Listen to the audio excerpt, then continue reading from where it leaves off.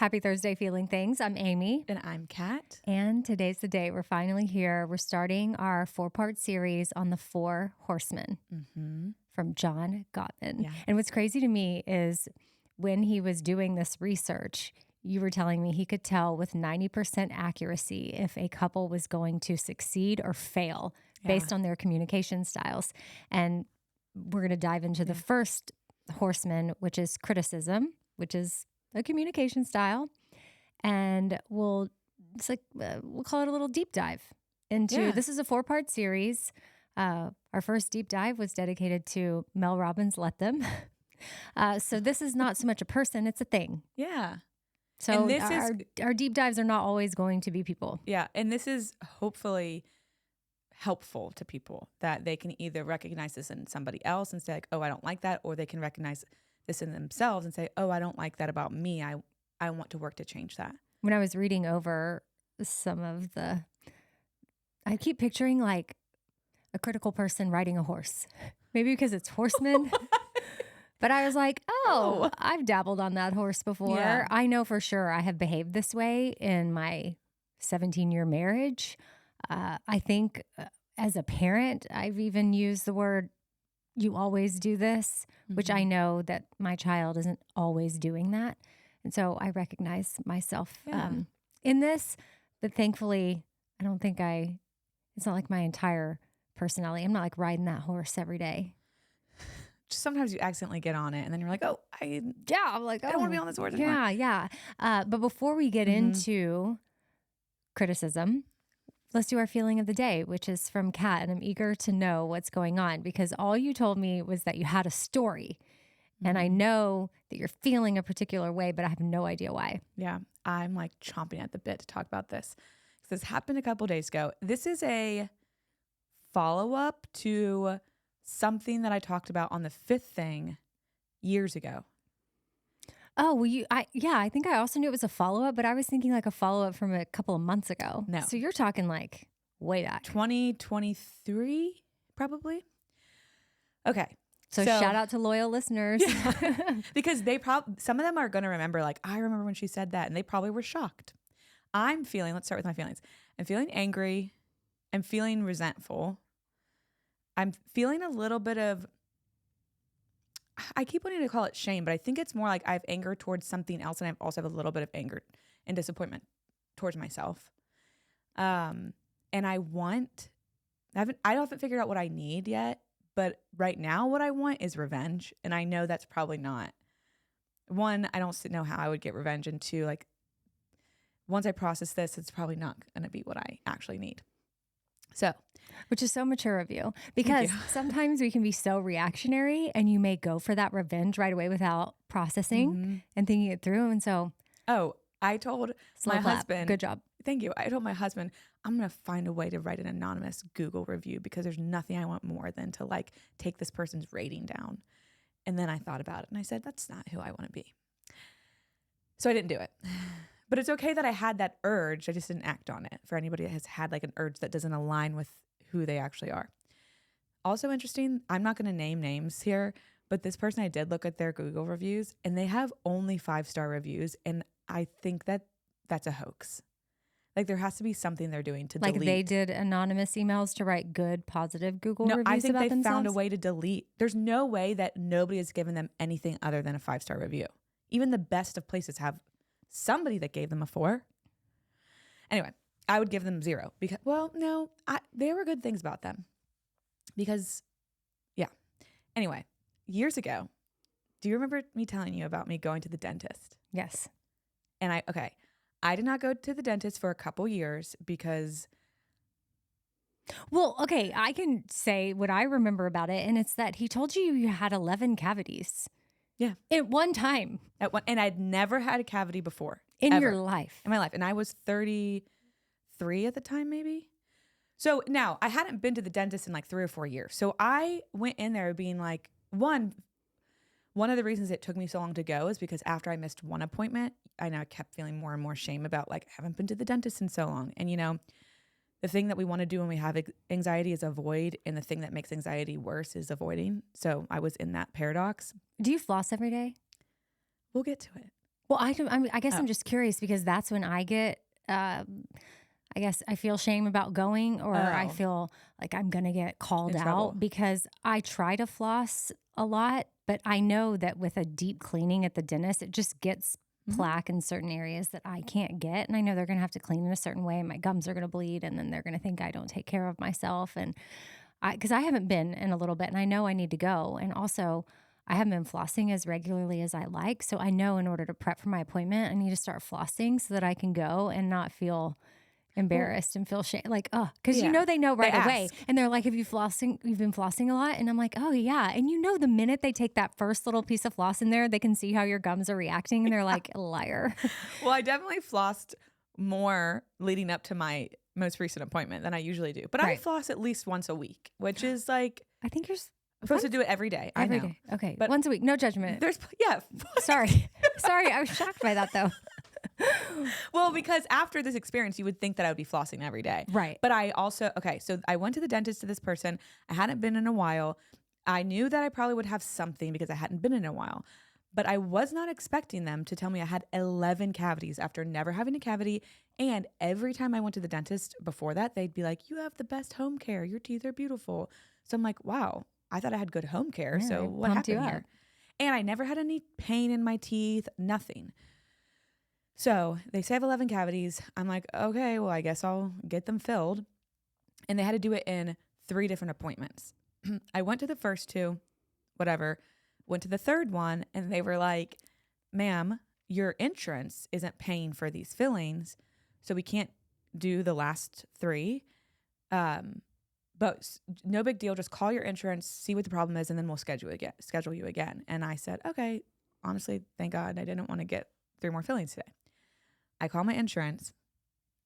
I had signed up for pediatric dental insurance, meaning for children. Right. Whoopsie. Yeah. So my bad. Also, they shouldn't have let me do that. Yeah, Like- no, I'm like shocked that they're like, they know your age. Like Right. you have to give your birthday. Yes. And they're like, okay. They're probably like, this is above my pay grade. I don't get paid enough to deal with this person's They stupidity. took my money. And Yeah. like, that just was wild. And also added to the, like, I don't understand how insurance works and I'm confused. So it just like made it, and I can't trust the people to say, this is not the plan for you. Anyway, so they were like, we didn't pay for your fillings because we only cover fillings for people under 18. I was like 33. So I didn't go back because I didn't have insurance at that time. So I was going to wait till I got married and then got Patrick's insurance, whatever. Well, then I started, I think as more time went by, I started being like, I don't think I had 11 cavities. And my friends, one of my best friends' dad is a dentist. And she was like, I bet they weren't. Like she said, I should have gotten a second opinion. But that felt like a lot because the last thing you want to do is you go to get a second opinion and they're like, oh no, you don't have 11 cavities. You have 12. You know? Oh, but okay. So, but did the friend's dad that's a dentist, was he saying that? Because like, is this a thing that some Yes. dentists do? It's a scam? Yes. And my mom said, she was like, well, that's why we went to the dentist that we went to growing up. Because it was like, growing up, the dentist we went to was like kind of in like a double wide. It wasn't like the nicest place. Okay. It was in Franklin, but it was like, They didn't have any certificates or anything. No degrees. they were very nice. They were very just nice. Very nice. But she was like, the reason we went there is we went to a different dentist and they said that you guys had all of these issues. So I went and got a second opinion at this more like down to earth, I would call them, place. And she was like, and they said, you guys didn't need any of that stuff.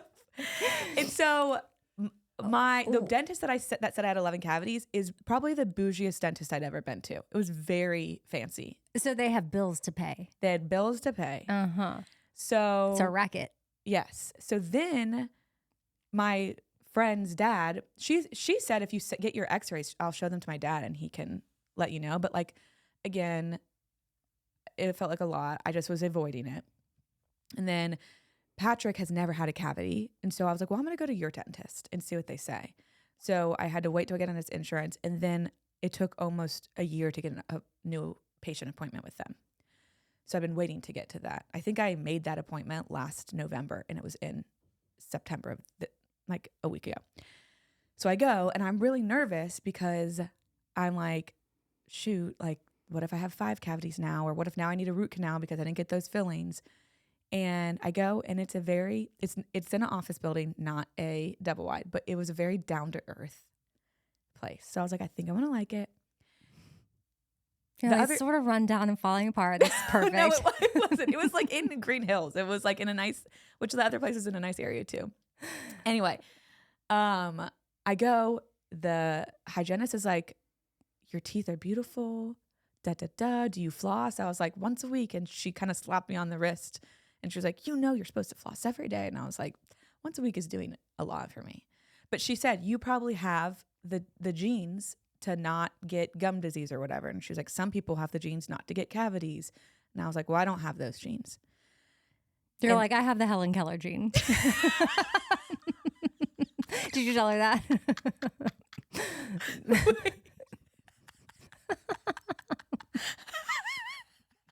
I wish I would have said that. Yeah. She also talked to me the whole time, and I couldn't talk back, and it was a very interesting experience.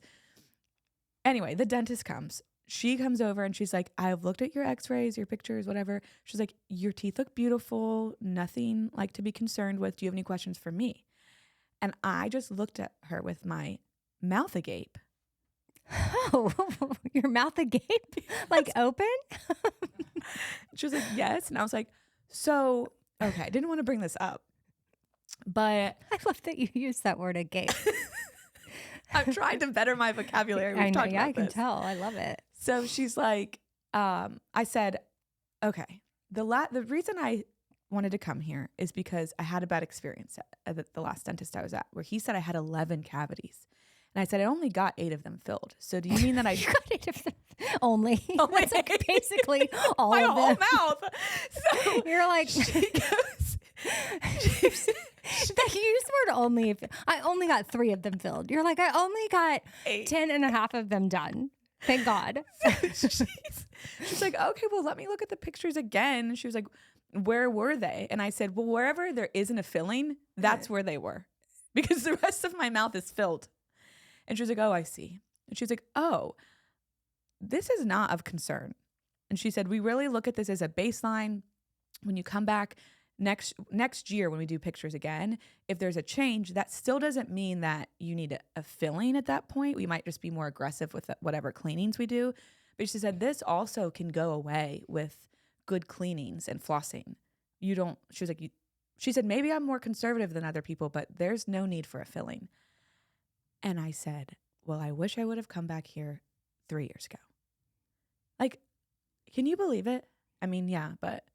Yeah, it's sad, but sure, it's going to put me on guard for like when I'm in appointments, I just trust what they're telling me because they're the experts. Yeah. So I think my takeaways are I can't just trust what they're telling me, especially if they have really nice furniture.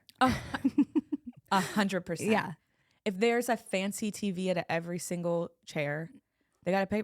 This is the other thing too. I had to pay for those fillings out of pocket because then my insurance was denied, which I also was like, this is y'all's fault. Y'all ran my insurance before I got these. You gave me an estimate of what I would pay.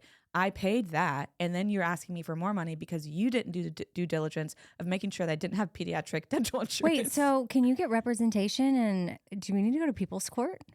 Honestly? Or Judge Judy? Or like what? Like, because I think that. Don't you think I was taken advantage of? You absolutely were taken advantage of, especially if you didn't have 11 cavities and then you were paying out of pocket. Yeah. Like that part, I don't know. That's tragic with your insurance company. But letting they you ran get my insurance. Pediatric insurance. Right. I know. The whole thing is just a perfect storm for a lot of money taken from you and time. And because I don't understand, this is where I think that I also am disappointed in myself that I get overwhelmed by things that I don't understand. And instead of trying to understand things and educate myself, I just throw my hands up. So I did whittle them down to pay less than what they were originally trying to get me to pay. But this was also like right around my wedding too. So I was like overwhelmed with stuff and I just wanted them to stop calling me, asking me for money. So I just ended up at the end of the day paying it to be done with it. But yeah, I think I'm angry and resentful because I'm like, you guys took advantage of a young girl that you knew that I didn't really know what I was talking about. And also because I hadn't been to the dentist in that many years, you knew that you could probably convince me that I needed these things. I feel like you need to walk back in there with your current dentist information, like get it in writing that you don't have cavities and this is not a concern. And sort of like, I know you've never seen Pretty Woman, but she gets treated poorly at a store when she's shopping, and then she gets her glow up and she goes and spends a bunch of money because she went in there because she had cash to spend from Richard Gere. And then she goes, gets all dressed up. She looks really nice, walks in with all these bags, and the people working are like, oh, she's about to spend some money. Let's be nice to her. Treat her completely different than the first time she came in. And she's like, big mistake, huge. I have to go shopping now. And she leaves. She's like, remember me? I feel like you should walk in there and be like, hey, remember me? I have no cavities. I mean, I don't know what the big mistake is. Like, I have to go to another dentist now, less bougie. But I honestly felt safer at the less bougie one because I was like, these people feel down to earth. Like these people feel like it's probably comfort from back in the day when you were in the double wide. But also they felt more like, you know, sometimes, and I don't even think that people do this on purpose, but sometimes when you can feel less than somebody who like has a big degree or knows about something you don't know about. And so you just, I don't know, I do that when I'm in spaces where I don't understand things and people seem smarter than me. But in this experience, I felt like I was on the same level as the dentist, even though she knew way more about my teeth than me. Yeah. I also learned something. What? I know I have a little bit of a lisp. Okay, why? I have a tongue thrust. Ooh, that sounds dirty. Because I want to get a tongue thrust? So I want to get Invisalign I have a little gap in my two front teeth, and I wanted to close it. And she said, before we can do that, and what? Well, I like your lisp. Like, I don't want you to change. Like, I know, but the gap keeps getting bigger. So if I don't ever get it fixed, then the gap is going to continue to grow. Okay. That's the problem. And so, and she said it there's other things that it does, but and my teeth don't touch. Like, I can't bite a sandwich and pull it away. My teeth don't come together. So how do you eat a sandwich? I have to use my tongue to like wiggle it apart. Wiggle it apart. You're like, yeah. So she said if I just get Invisalign, I'll be able to like fix my gap. But as soon as I stop wearing it, the gap will come back because my tongue, normal people's tongue sits at the roof of their mouth. Mine sits the front of pushes my teeth out. Like when I swallow, it pushes my teeth out. And she said, your tongue is a very strong muscle and it wins every time. Wow. So I have to do tongue exercises. Like, give me an example of one. She said to get a thing of Tic Tacs and take a Tic Tac and hold it on the roof of my mouth until it dissolves. Just to get my tongue to start to remember to stay. Do we have any idea of how long that takes? Well, I looked at her. I said, that seems like that would take a long time. Mm-hmm. She said, well, it is what it is. Yeah, I bet you could do it while you're driving or something. Yeah. And she said, pick like a object, like a doorknob or something like that. And every time you see that doorknob, ask yourself, where's my tongue sitting? And like reposition your tongue. Oh, like you have like prompts around your house. Yeah. To like doorknob, tongue, where are you? Where's my tongue? Where's my tongue? Yeah. My tongue thrust. Do you say thrust? Thrust. Thrust. I don't want you to fix your tongue thrust, but I get it. I think your lisp is so cute. Oh, thank you. It's subtle. Thanks. And I like your little gap in your teeth, but I mean, I get it. If it would just stay where it is, that's fine. But in the last year or two, it is growing and growing and growing. Yeah. So like one day. I get it. You probably want to just be able to bite down on a sandwich, that would be awesome. And not have to use your tongue to wiggle it. Well, you know, it's something that you are an expert in. I know you felt like less than at the dentist. Well, the bougie one. Yeah. But I'm thinking about how you as a therapist are very wise in your field. And I bet your clients come into your space and feel welcome and safe, not less than and safe. And I feel like you do a really good job at that. And I'm excited for you to kind of do that with us as we kick off criticism, because you definitely know about it way more than I do. So I'm ready to learn and talk about it with you. And I'm sure that was listeners. A beautiful transition. Oh, thanks. Yeah. Thanks. Good job. Okay. I don't say it like that. I know. I don't know why. I just did that to be like lighten the mood Fun. a little Okay. bit. It's Well- kind of fun. I know you don't, but it's so cute. Thanks. But I get wanting to fix it. It's fine. But I'll go back to you with the dentist. I'll go to the bougie dentist with you to and be yell at like, them. yeah. I'll be like, remember her? Big mistake. Huge. And then we just walk out and they're like, We have to go "Okay." shopping now. And they're like, what? And we're like, well, it makes sense to us, you losers. But I do think like you should be able to try to get that money back. Like I'm angry for you in that. Like there Yeah. needs to be justice here. And I wonder how many other people they've bamboozled. Yeah, I think that because I'm trying to also think back to like, what do I need? I think what I need is just to like, one, be able to vent about it. And then I want to like save somebody else from that happening to them. Because I wish I could go back and have just gotten a second opinion and then been like, I'm never going back to you. But I hate the feeling of being taken advantage of. And know what the other feeling, that I hate is wasting money. Oh, yeah. Because, I love a deal. And I'm thinking about what could I have done with those thousands of dollars that I spent there. Anyway. Well, if you Shall wanted we? to criticize that dentist, I am all for it. But I would rather complain about the dentist. exactly. which And that's what we're going to get into because there's Yeah. a difference in sharing a complaint and then Mhm. criticizing. So Mhm. let's hop on that horse. Let's hop on the complaint horse. Okay. That's right. So we're going to talk about the Four Horsemen, which not the Four Horsemen of history, but the Four Horsemen that Dr. John Gottman created. And he created this out of all of his research he did around love and relationships, where he is like I would say world-renowned expert in this field. Like if you want to be a couples therapist, a lot of the times you will be trained by the Gottman Institute. And I will say, I wouldn't call myself an expert in relationships, in couples therapy. I don't do couples therapy. The only time I'll see couples is if like a client wants to bring their partner in for a session. So thank you for saying that.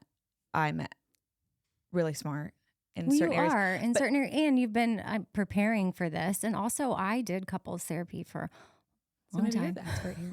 No, I'm not at all. But I was just kind of making a joke of like, does that somewhat make me a little bit Maybe. qualified to talk about some things? But then we ended in divorce. So, but I think that's okay. That's the Yeah. information we got out of we did a very intense year of therapy leading up to that to make that decision. So it wasn't taken lightly. Did they talk about the Four Horsemen at all? We did not. Okay. So what the Four Horsemen are is these 4 things, ways of communication, styles of communication that Dr. Gottman found that could help him predict the demise of a relationship. So if you had these 4 things and he saw you using these 4 things regularly without trying to shift or change, with 90% accuracy rate, he could say this couple is probably not going to make it, which is wild, but also speaks to how important this stuff is and how detrimental things that sometimes we don't mean them to be this way. And I will say a lot of times, specifically what we're going to talk about, criticism, a lot of times we're not meaning to criticize to ruin a relationship. We're trying to connect with somebody or meet a need. We just do it in a way that sets us up to fail. So the 4 horsemen, which we're going to split up: criticism, defensiveness, contempt, and stonewalling. If you're like, what is that? Don't worry. Stay tuned in the next 4 weeks. Today, we're going to do criticism. So do you have anything that you want to say about criticism before we jump in? Like I mentioned at the start of the episode, I'm guilty of it. And I think as I was reading through it, my heart broke for people that have to live or are living in a household where criticism is showing up all the time. Because I just would feel so sad to have to live that way. And I know, again, I did it. I had it in my marriage. We had it on both sides. Now, it wasn't all the time. But I wish maybe we had had certain tools or awareness to know like, oh, this is exactly what's happening. And so my hope is in talking about this, that if anybody sees this in themselves or recognizes like, oh, shoot, my partner is this way and I'm exhausted from it, that there is hope for that awareness. And then you can work on it. Because I think, well, there's a lot of tools that I learned later that I think could have helped our relationship. And I think while he was able to assess like with 90% accuracy, I don't think that he's saying that means this is going to happen if you have acted this way or if you Right. act this way. If you have awareness and are willing to do the work and stop acting that way and start doing we'll call it what would you call it? Like just the healthier swap. There's an sort antidote. The antidote. Yeah. Healthier swap, antidote. But you can, if your go-to is the criticism, then you find a way to swap it or to the antidote of I can still make this complaint, but from a caring, thoughtful standpoint that doesn't I can still get my need met. like tear someone down. Yeah. So the difference, so you're talking about complaints and critiques, and then criticism. So criticism is really about somebody's character. When you criticize somebody, you're not talking about a thing that they did once or a specific behavior. It turns into like who they are. Yeah, you are bad. Yes. You are selfish. You are And so inconsiderate. Right. So Dr. Gottman also found in his research, which is crazy, and also like, how do you find all these statistics and percentages, but not our job. The way a conversation starts, he could predict within 96% accuracy rate where it would go, if it would end well or bad. And within the first 3 minutes, if your conversation starts well, then the conflict is probably going to be managed well. Wow. And if it starts off with one of these things, it's probably going to end not well because things doomed. build. Yeah. Well, yeah, unless you're able to like say, oh, I just did that thing. But if you start this way, then when you criticize somebody becomes defensive. So once somebody becomes defensive, then you're just rolling down this Four Horsemen hill. And what he talked about a lot, and what any therapist or any relationship helper of sorts will say, a healthy relationship is not about getting rid of your conflict. It's about how to manage it. And a lot of times the things that couples argue about or have conflict around are essentially the same thing throughout the relationship. It's going to be the same theme. Might not be the trash every time, but it might be a feeling of like not being heard or something like that. And so it's not about getting rid of it, because we all have stuff and we're human. It's how do we manage our conflict well? And if you can manage your conflict well, then that's great. That's better than not having conflict, because if you don't have conflict, then there obviously is a lack of vulnerability in the relationship. Yeah, because you don't feel like you can share things. Yeah. And like things must be pretty, surface, and like, are you really sharing and saying the things that are like on your heart and that you need? So with a critique or with criticism, I'm saying something negative about your character in general. What we want are critiques and complaints, which complaints are great. Think about, well, this could go two ways. Like a complaint box or a feedback box at a store. Complaints can help the store become better, right? Like, I worked at Limited Too as a young girl, and we had a feedback box, and they'd be helpful things like things about how the line worked or the displays or how they would like to be able to order things a certain way that help you become better as a store. Versus if somebody just wrote like, this place sucks, you never have what we need. I'm like, I don't really know what to do with that. Should we just close? Yeah. Why, y'all are idiots. Right. It's like, well, not overall. Yeah. I mean, maybe this one thing we did was Right. idiotic, but it doesn't mean we are all like Right. idiots. I mean, that's how I keep thinking of it, as like these very definitive statements of, you are this thing. This always happens. You never do this. And it's like, in reality, is it always happening? Did they never take out the trash ever? Or can they never do this right? I mean, maybe they never do. And I know I just said trash because you used that as an example, but something that just popped in my head that I know you were a part of because I called you, and maybe you can use this as like a little example when we're talking. But do you remember when, in my current relationship with my boyfriend, he was on his way over, and on his way to my house, he called an audible and decided he was going back home for whatever reason that's personal to him and his family.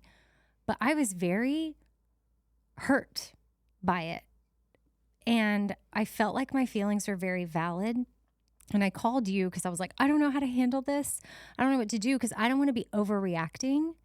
And you validated my feelings and that I wasn't overreacting. And so I had to call him and share my complaint. Mm-hmm. And while he didn't see it in the time, I think if I was in unhealthier times, I would have really lost it on it and been like, you always are choosing that over me. And I was able to express that more so. I feel like I'm often second. I tried not to use. Or in this scenario, yes, I definitely felt in that. this scenario, I had expectations of this, and I don't know why that is changing because your situation altered a little bit. And it wasn't anything that, in my opinion, warranted changing our plans. Right. But it hurt me, and I felt like I needed to communicate that. And I don't know that he fully got it at the moment. I think he took time to process, but the cool thing was I felt heard.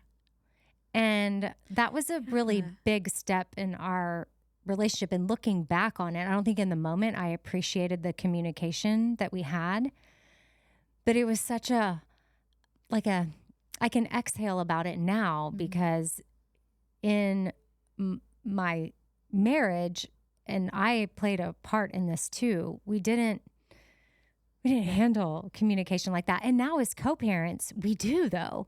So there could have been hope, who knows, but shoulda, coulda, woulda, we're not there anymore. But even in our co-parenting, like my ex-husband and I, like we have our code word. I bet John Gottman, if he were listening to some of our conversations, when we have to use our code word to just end a conversation and circle back later, I bet that's because the first, whatever you said, 30 seconds or 3 minutes or whatever it was of the conversation, like we were headed down a path of like, there was no saving this conversation. And so I guess if we were still married, we'd probably sit there and go round and round and try to figure it out. Yeah. But in our co-parenting, we've just been like, pickle's our word. If someone says pickle, we hang up and we circle back. Yeah. And we're probably, because we started unhealthy, but at least now we have our code word. And then you can start again, because I think what you're explaining in the conversation with your boyfriend that you maybe didn't have as much in your marriage is you felt heard. Maybe something wasn't resolved, but you felt heard in that feeling of, oh, this person does care about me. Like, okay, we have to figure this out. His action made me feel like instantly he does not care about me. Right. And I could have stayed with that story. I guess I'm also just sharing the two different, my marriage and then this, again, for hope. I like to offer hope. Okay, so that we do have hope at the bottom of this. Once we talk about what this looks like, and you kind of started this off, so this is great, because I want to talk about what this actually sounds like and what it actually looks like in real life. So you were talking about the all or nothing thinking. So exaggerating is a big way that criticism shows up. You always do this, you never do this. And with the dishes is just a really good blanket example to use to describe stuff, because I think a lot of us have had frustrations about the dishes or the trash or something like that. But if I say to my partner, you never put the dishes away, I always have to do it myself. You're so lazy. Well, if that's not true, they might be like, that's not true. I did it last week on Thursday. And like, maybe that was the only time he did it in that year, but he immediately goes to defend his character and becomes defensive. And then what happens with me is I can be like, see, you just care about yourself. All you care about is defending yourself, that you're not even listening to what I'm saying. But the problem is I'm not actually expressing what I actually want to be expressing, because criticism is such I don't want to say low stakes, because it is high stakes, but it's a way less it's a way for me to express my needs with armor on. So I'm not really expressing my needs. My needs might be like, hey, I am exhausted and I feel like I've had a really long week and I need some help with the dishes. Could you help put them away? I know I usually do them, and that's like maybe that's even our deal, that I put the dishes away, or it's like an unspoken thing. I really need help tonight. Can you help me?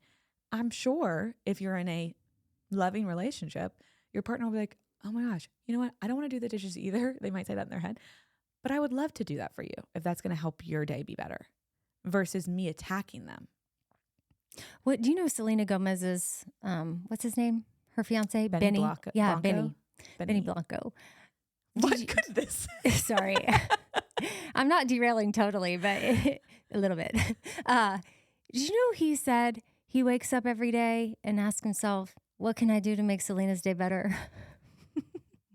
Well, does he do that every That's day? what he That's said. all or nothing. That's what he said. He's Well, like, good for I him. want to. I know. I was like, wow, what's that like? That Could you is imagine? really- What if so? Yeah, I mean, I don't know. He seems like he He does love her. He a does lot, love yeah. her. Yeah, I know that was a derail, but I was like, really? Do you really do that? And then he gifts her things like bathtubs full of queso. Wait, what? Yeah, you didn't know that? Ew. He filled up a bathtub full of queso for her.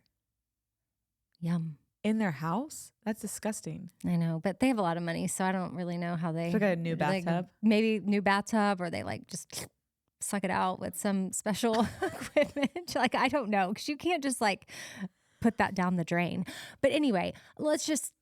I know I brought that up, but I'm like, Yeah. most of us are not in a relationship where we wake up and we're like, what can I do to just make my Yeah. person's day better? But I think it's okay for us to maybe have that as underlying of like, I'm in this partnership. I love this person. Mhm. So if I have an opportunity to help make their day better, well, gosh darn it.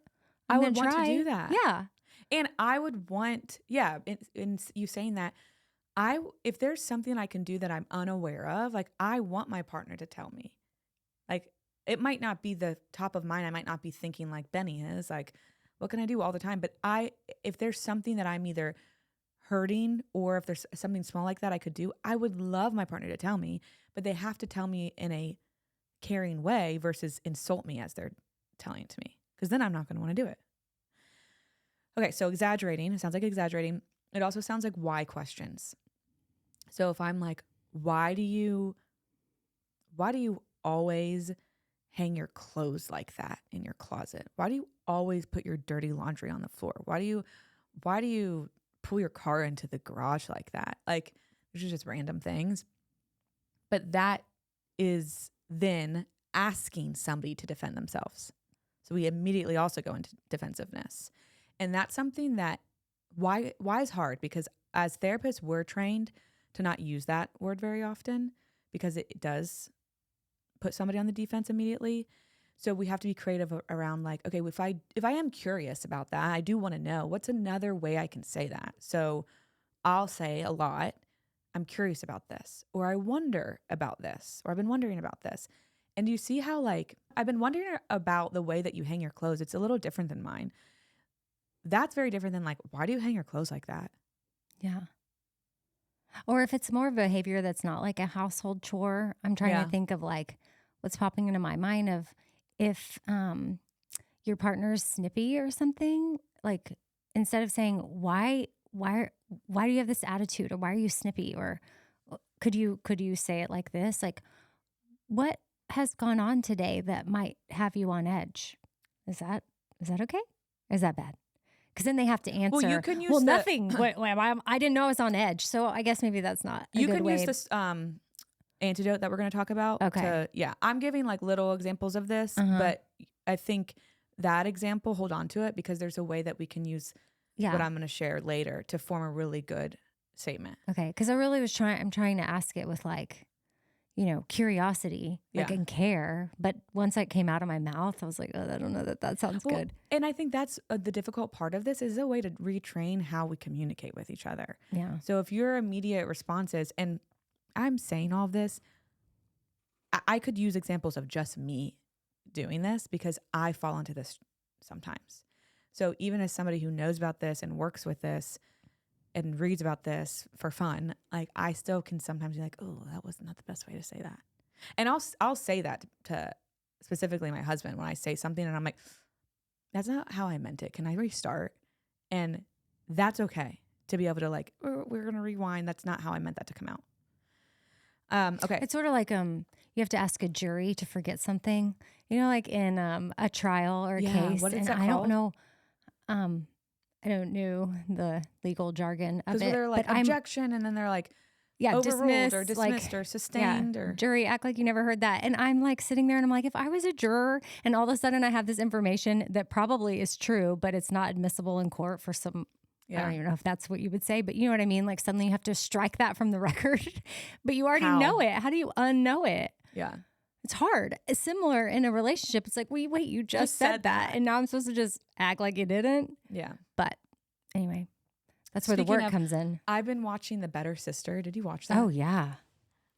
With Jessica Biel? Did you like it? Oh, yeah. Okay. You don't like it? We'll talk about it maybe offline because I don't want to spoil anything, but could have been half as long. Too many storylines going on. But the court made me think about that because they did a lot of objection. Mm-hmm. Okay. So we have exaggerating. We have why questions. It also sounds like making a joke. So this is like passive aggressiveness, where if somebody does something, I have another household chore example in my head. Maybe it's because like I don't like doing household chores myself that I have all these examples.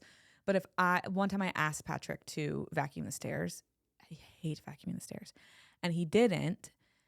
I think because a vacuum died. Because we have one of the cordless vacuums, so you can't use it when it's plugged in.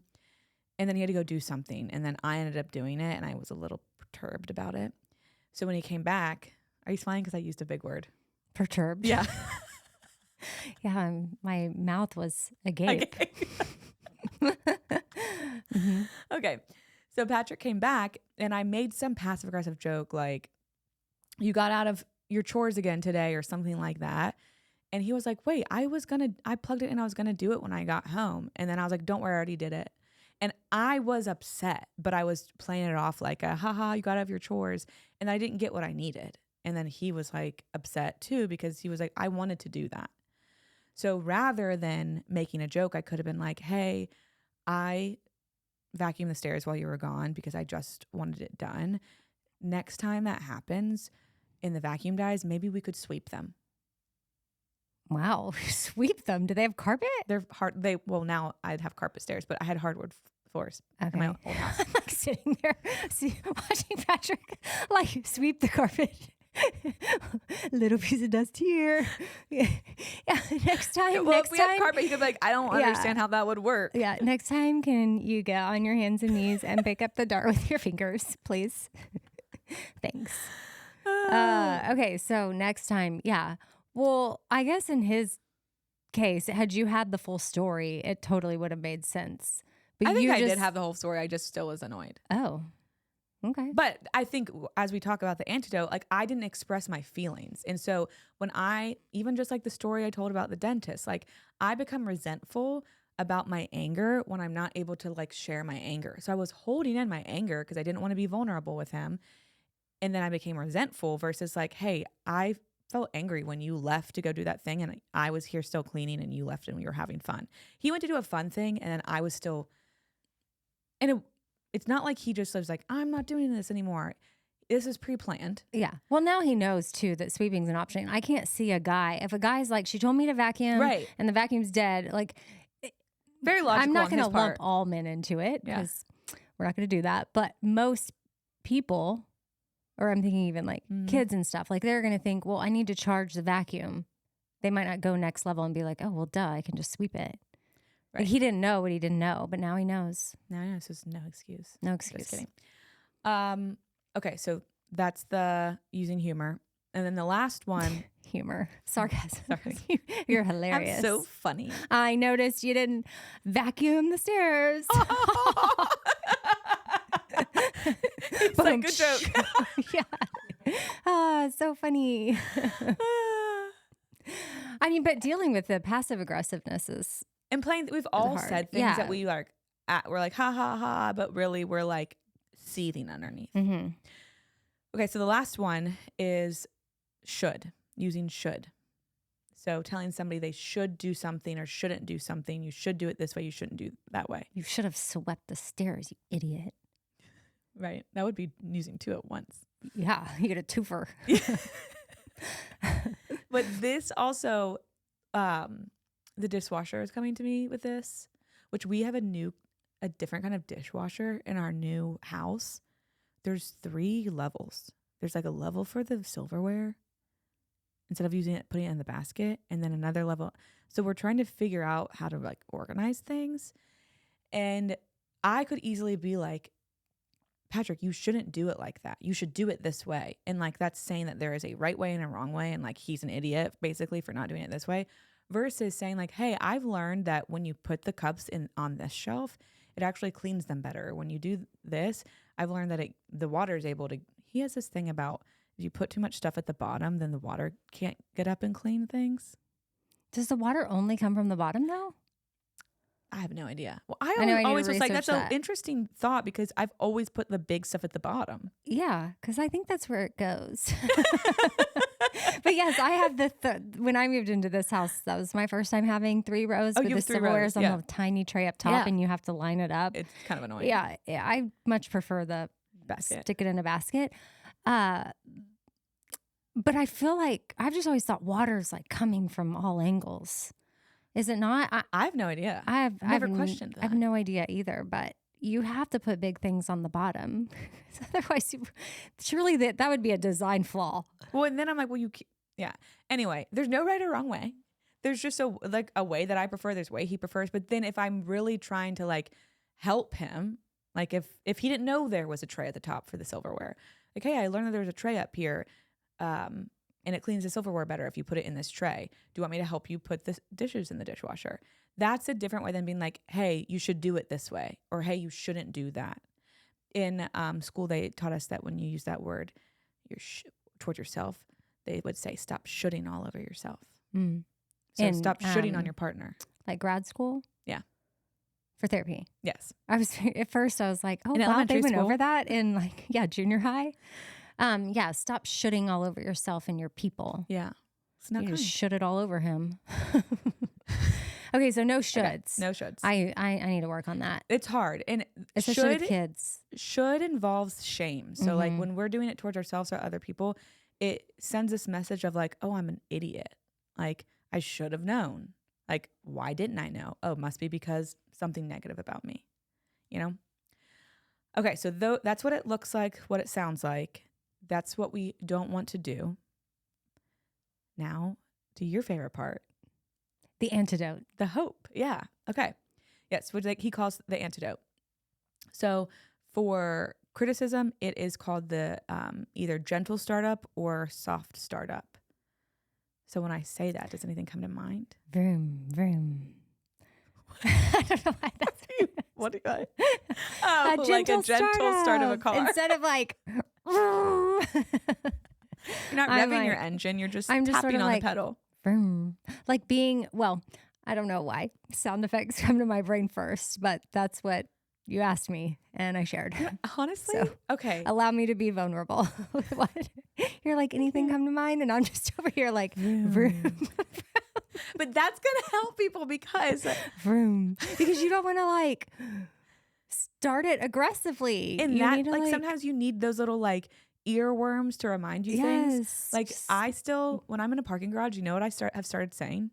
What? Green level 2, green level 2, green level 2. You know where I got that? Parked. That's where I'm parked. I'm parked on green level 2. I got that from you. Thank you. Yeah. Because yes, that's what I have to do to myself or else I'll forget. And then I also could take a picture. Yeah, but green level 2. It's more fun. It's more fun to sing yourself a song. Yeah. So or make noises. Yeah. So with this, it's like, okay, what was the antidote? And somebody might remember. Vroom, vroom. The antidote. Start softly. Okay. So we're starting softly and then what? Okay. So with a complaint, it's still going to probably not feel the coziest because it's not an affirmation, right? I'm not coming to you with like, this is great news about something. It still might feel a little bit stingy. And so the soft startup just kind of eases that discomfort a little bit. So don't immediately just get like all spiky and defensive. So with this was like, I think we've talked about, well, I know we've talked about a lot of times that script to help express yourself. Like when you blank, I feel this, da, da, da, da, da. This is. Yeah. I'm pretty sure when I had that conflict with my boyfriend, when he was driving to my house and then he turned around and did a 180 on our plans, I used our script. Okay. Well, this is just like It's almost the same thing. It's just like a different version of It's that. not our script, but you know what I mean? Well, yeah, it's The ours. script we use it, we shared. that we like to use. Yeah. Yeah. So in this gentle startup, it is, I feel blank. When blank happened, I need blank. So it's your feeling, what the facts were, and then what you need. Now, what you want to focus on here is I statements versus like, when you did this, it made me feel. Like, I feel overwhelmed when the dishes are not done, blank, blank, blank, whatever time. I need some help putting them away, or I need some help doing them on Tuesday nights or something like that. Versus when you never help me, I feel pissed off. You don't love me. You're lazy. Yes. When in reality, I mean, who knows? Someone actually might be with someone lazy, but let's say you're not. Maybe they have had a long day. You know, they're not overall lazy. Well, and I'm glad you said that, because when we get into one of these kind of blow up kind of things, when there is criticism that turns into like a bigger argument, bigger conflict, it's usually not about that thing. It's like the straw that broke the camel's back, and you do need something. This is a bid for connection. It just isn't done in a way that doesn't set you up well. So yeah, it's probably not that the dishes are the problem. It might be that something happened at work, or something's been building up, or there's been a couple things that have stressed you out, and this is just the straw that broke the camel's back. So it would suck if this is the thing that ends your day in disarray, when it could be the thing that like brings you together and makes you feel cared for and heard. Yeah. Yeah. So thank you. So when I feel blank, when blank, what I need is what I need. This is what I need. Super simple, but sometimes hard to remember. So I'm glad we have the vroom. And then I have just a couple tips that can help us while we're doing that. Okay. So one, you might express some gratitude while you're sharing your complaint. Like, I loved last week when you blank, or it was really helpful when I came home and this happened, or when you said this to me, I felt really whatever. So share with somebody. I mean, you maybe even start with that. Share with something that you really like or appreciate. So they're like, oh, she's being nice to me, or he's being nice to me, before you just bust in with something negative. Another one, don't pile them on. This can be a little hard. Because when you're worked up. Yeah. Well, and because some of these things might feel really small, I think a lot of us that are conflict avoidant are like, I don't want to make this a big deal, so I'm just not going to say anything. But then they stockpile. So when I finally do share that I'm annoyed about the trash, or I'm annoyed about the way he sent a text, or I'm annoyed, whatever it is that they did, I open the floodgates. You're like the Kool-Aid man busting through the fence. Do you remember those commercials when you were a kid? The Kool-Aid man? Yeah, but I just love that that's where your brain went. Oh, Yeah. He's a big old Kool-Aid and He's come like, busting through and like the Kool-Aid man. Yeah. You always knew when he arrived. So I feel like But it was a good thing when he showed up, right? Because it wasn't like a party. I guess. But I mean, he still broke the fence or the wall or whatever he was busting Which through. we don't want. And like, you don't know. And now surely there's like red dye in there. You don't want to be that. Yeah, red dye. Yeah, toxic. Yeah. Can you say damaging to the body? Can you say carcinogenic? Yeah, cancer to the relationship. Yes, you don't. Yes, exactly. Wow. Okay. So you don't want to be that. Okay. You don't want to be cancer to the relationship. Kool-Aid. You don't want to be a tumor. You don't want to be the Kool-Aid man, even though you might want to drink Kool-Aid. Yeah. Now I'm trying to think of that dye. Arnold Schwarzenegger quote about a tumor. It's not a tumor. What are you talking about? You have a good Arnold Schwarzenegger. Also this one Can you too. do Gru from I can Despicable do- Me? No, I don't It's like think the so. same kind of But I thing, can right? do the Russian from Rocky IV. I've never seen any of the If Rockies. he dies, he dies. Or if I die, I die. I don't remember the exact quote. If he dies, he dies. Have you ever seen Rocky IV? I haven't seen 1, 2, 3, or 4. Okay, I've never seen I haven't seen any of the other ones besides Four. It's apparently the best one. So if you watch any Rockies, is he Russian or Italian? Russian. Oh, remember how my sister and I, we would talk Russian to each other like, hello, sister. And then one time I got a speeding ticket and I recorded myself on a cassette tape to my dad, but I did it in my Russian voice because we would always say, hello, father. And I was too embarrassed to tell him my conflict I was avoiding. But if I got into character, I was able to admit my mistake, my fault. Armor. It was I was hiding behind my little Russian accent and a cassette tape. I didn't even do it. Which is humor. Yeah, because we didn't have voice memos. Maybe we had cell phones, but they were very new. So I probably was avoiding it. We definitely had cell phones because I got a cell phone my senior year of high school and I was in college when this happened. And I remember just... You could have left a voicemail. Sure. But mailing him a cassette tape, so he had to find which wasn't as hard to find because he probably had one in his car and put it in. And it was like me, hello, father, your daughter. And then I blamed it on him.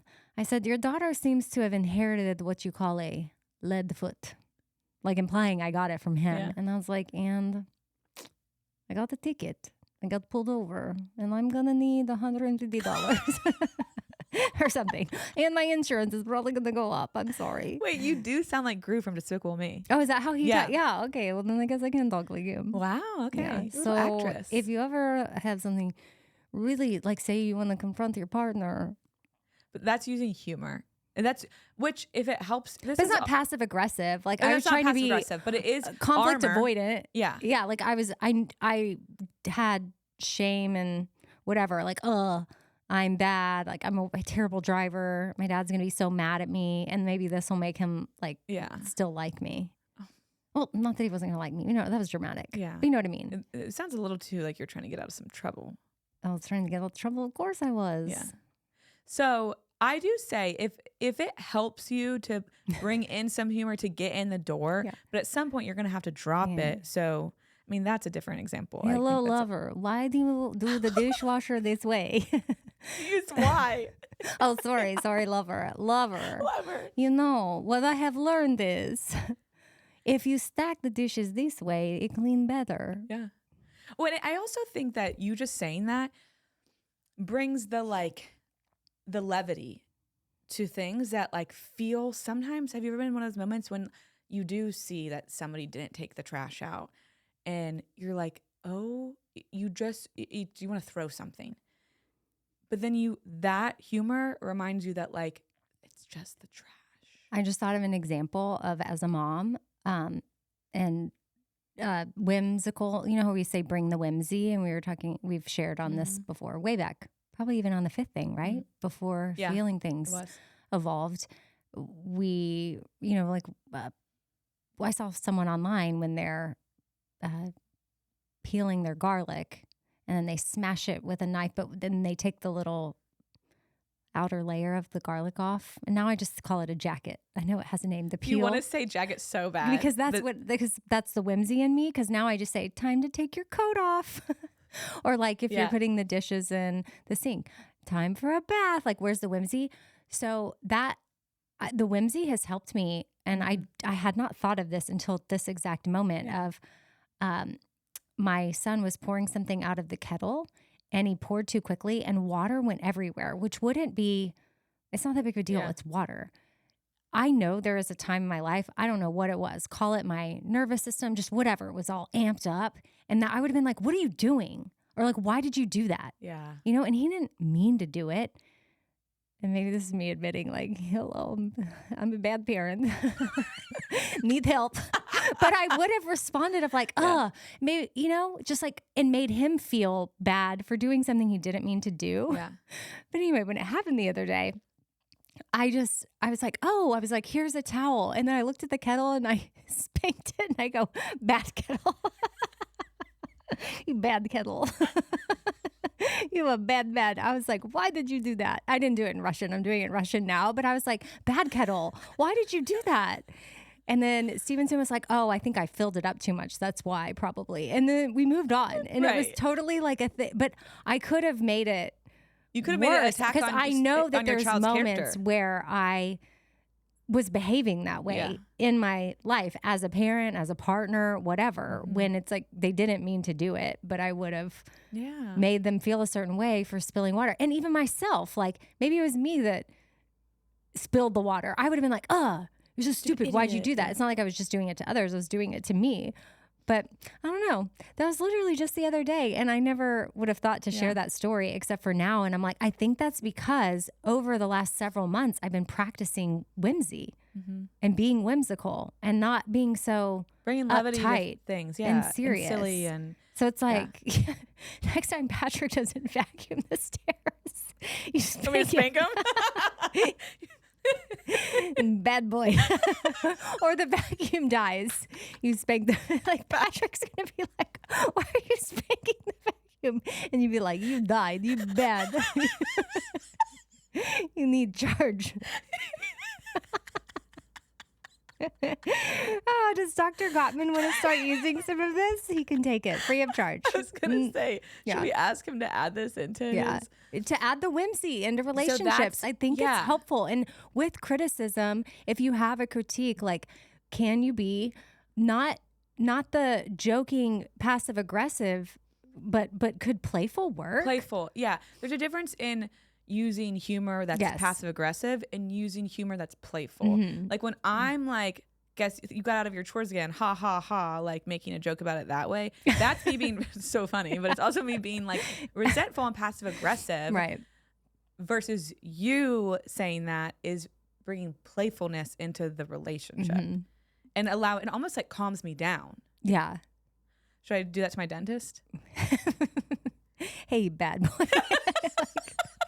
You've been very bad. How many people have you swindled out of thousands of dollars filling their teeth with like false cavity fillings? Well, that's bringing me back to that. It's like they drilled into my teeth for no reason. No reason. And you knew it.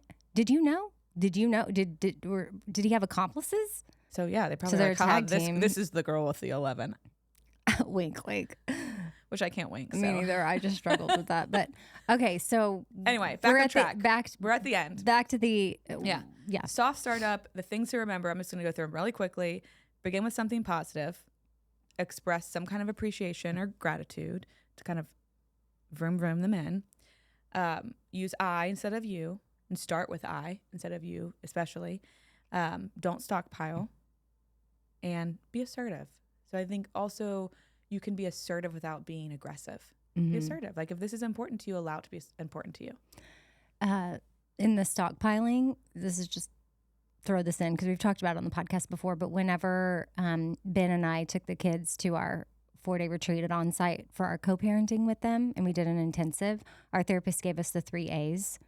And you can do it at the end of every day. And while we're doing it with the kids, and we kind of got off of it, but we still bring it back. I wouldn't say we're doing it daily anymore, but we still practice it as a family, and it's been helpful. And I could see how daily it could be really helpful, but such is life. It's busy. It's hard to get everybody gathered around.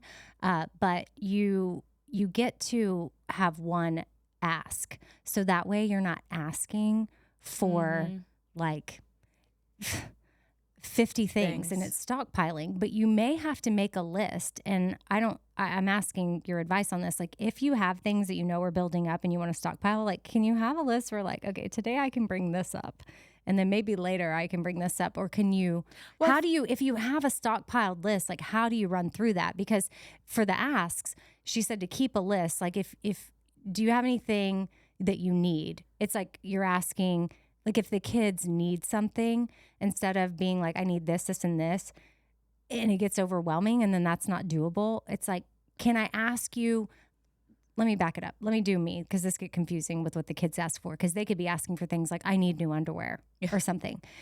And she's saying that's when you're at, like on Tuesday, that's your ask. So on Wednesday, you can ask for something else. But like as a parent, I might go to my kids and say, I'm really asking that you make your bed every day, or we start to pick up your room. But it's easy as a parent to pile on and give your kids a long list of things, and then it's overwhelming, and then they can't get that down. So on Tuesday, I know I get to ask for, let's start this with your room. And then the next day I can ask a different thing. And we keep a list and keep track. So I guess what I'm asking here is, can we keep a list of things we have that are piled up? Because then how do you how do you resolve those? So if you don't ever, I would do that if I were you and I'm starting to feel overwhelmed by all of these things. Write them out, because a lot of times what you find is that they will be a theme. So if it is just like household chores, then like I am going to ask for you to help me around the house or with your kids. I'm going to ask my kids to help pick up their things. And then they might say, or actually they might not say, but you might want to give them, this is actually how I would like that to be done. So being specific can be very helpful. So the big ask, it's the theme. This is the big ask. These are the ways that actually plays out. But one thing that I've learned with Patrick is that and I'm this way too on the reverse side, we're both forgetful. And so we have to, if I say like, I need this from him, I know that he's going to need me to remind him, or he needs to write it down and put a reminder in his phone. So it is helpful to like write that stuff down. If I'm like, hey, on Tuesdays, I need you to do XYZ. Put that in your list in your phone of the things that I need. I think that's okay. There's a difference in like finally sitting down after weeks of building up resentment and saying, you suck at this, you never do this, da, da, da, da, da, da, da, da. And there's a difference in that and me saying, hey, I've been feeling overwhelmed and I'm realizing that I need help around the house, or I need help with the kids, or I need help on Wednesday nights.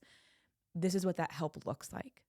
And then those are the things that you list. So it might be that there's an initial moment where you share something, but then also a more carved out time. Yeah. And it's the stockpiling is not about like, I asked them to do the dishes, take the trash out, and mop the floors. That's not stockpiling. The stockpiling is you're lazy. You never do this. You're always late to this. It's different things versus that's just one. Okay, gotcha. Does that help? Yes, thank you. Okay. Cool. Over here, taking notes. Yeah. So that's the first horseman. Criticism. Very hard word to spell. Oh, yeah, I agree. Whenever I was typing it out, I could never get it right. And I was like, I'm going to add this to the list of things I can never spell correctly the first time, because another one is license. Mine's restaurant and guarantee. Oh. It's interesting. You're like, I can do both. I was like, oh, I got that. I got those two down. Loser. Cool. I'm just kidding. I was going to say, we don't have to do these in a specific order. So is there one out of contempt, defensiveness, and stonewalling that you really are itching to get at next? To tease people for next week? I mean, I think defensive makes sense. And then we go, for the third one, we go the most evil. Okay. So we're going to do defensiveness next week. And then my personal least favorite is contempt. So we'll do that. Which is the evil one. Yeah. And then stonewalling will be a good one to end on, because stonewalling is interesting to me. Yeah. And I was having coffee with my brother-in-law this morning, and he used that in a situation he has going on where he felt stonewalled. Oh. And I was like, oh. It sucks. I hate that. Yeah, it does. So it's a good one to end on, to wrap with. Yeah. So that's the order we'll go in. And hope y'all are enjoying this. Hope it's helpful, and hope that you have the day you need to have. Bye. Bye.